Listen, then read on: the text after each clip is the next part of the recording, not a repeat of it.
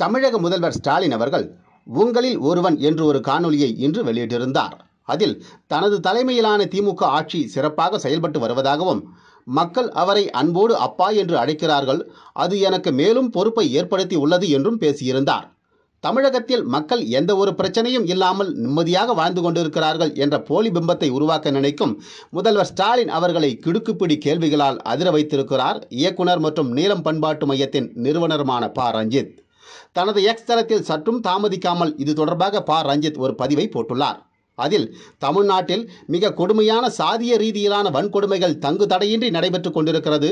கடந்த சில தினங்களில் மட்டும் பல வன்முறை சம்பவங்கள் தலித் மக்களின் மீது நிகழ்த்தப்பட்டிருக்கிறது. இதை தடுக்க அல்லது குறைந்தபட்சம் இப்படி ஒன்று நடந்து கொண்டிருக்கிறது என்பதையாவது ஒப்புக்கொள்வீரா மாண்புமிகு முதல்வர் ஸ்டாலின் அவர்களே என்று கேட்டுள்ளார். மேலும் தங்கள் அமைச்சரவையின் கீழ் இயங்கும் ஆதி திராவிட துறைகளுக்கும் தனித்தொகுதி எம்எல்ஏ எம்பி அவர்களுக்கும் இதைவிட வேறு முக்கியமான பணிகள் இருப்பதால் நாங்கள் வேண்டுமானால் சமீப காலங்களில் தலித்துகள் மீது நிகழ்த்தப்பட்ட வன்கொடுமைகள் குறித்து அறிக்கை சமர்ப்பிக்கிறோம், நன்றி என்று பதிவிட்டுள்ளார்.